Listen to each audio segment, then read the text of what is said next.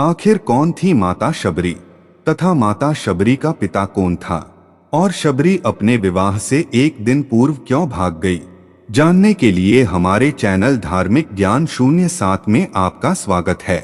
ऐसे ही नए नए वीडियो देखने के लिए सब्सक्राइब और बेल आइकन पर क्लिक करें। दोस्तों, ग्रंथों में मिलने वाली कथा के अनुसार माता शबरी भगवान श्री राम की परम भक्त थी। शबरी का असली नाम श्रमणा था। ये भील समुदाय के शबर जाति से संबंध रखती थीं। इसी कारण कालांतर में उनका नाम शबरी हुआ। इनके पिता भीलों के मुखिया थे।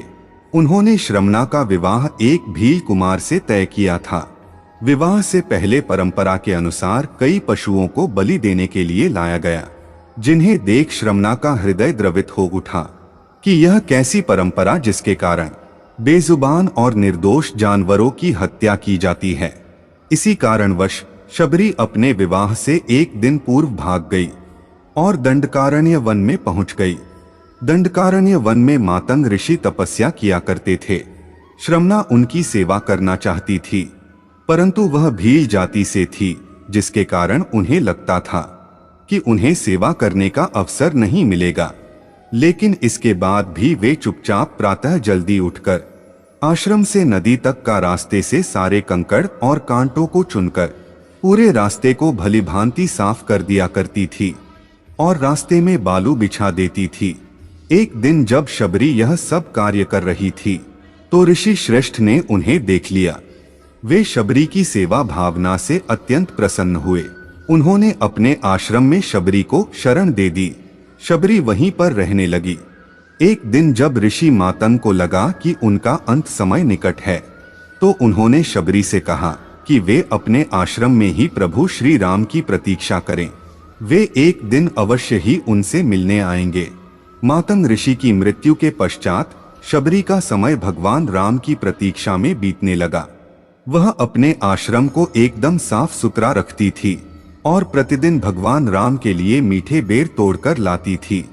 एक भी बेर खट्टा न हो इसके लिए वह एक एक बेर चखकर तोड़ती थी। ऐसा करते करते कई वर्ष बीतते चले गए। एक दिन शबरी को पता चला कि दो सुंदर युवक उन्हें खोज रहे हैं। वे समझ गई कि उनके प्रभु राम आ गए हैं। अब तक उनका शरीर बहुत वृद्ध हो गया था, परंतु अपने प्रभु राम के आने की खबर सुनते ही उसमें चुस्ती आ गई और वो दौड़ती हुई अपने प्रभु राम के पास पहुंची और उन्हें घर लेकर आई और उनके पाँव को धोकर बैठाया।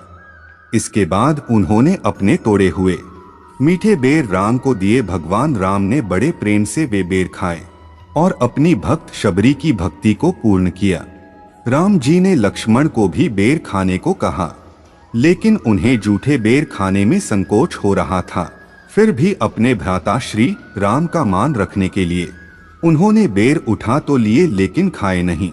कहा जाता है कि इसका परिणाम यह हुआ कि राम और रावण युद्ध में जब शक्ति बाण का प्रयोग किया गया तो वे मूर्छित हो गए थे। तब इन्हीं बेर की बनी हुई संजीवनी बूटी उनके काम आई थी।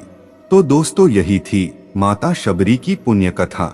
हे प्रभु, जिस तरह से आपने माता शबरी पर अपनी कृपा बरसाई, ऐसे ही हम सबके ऊपर अपनी कृपा दृष्टि बनाए रखना।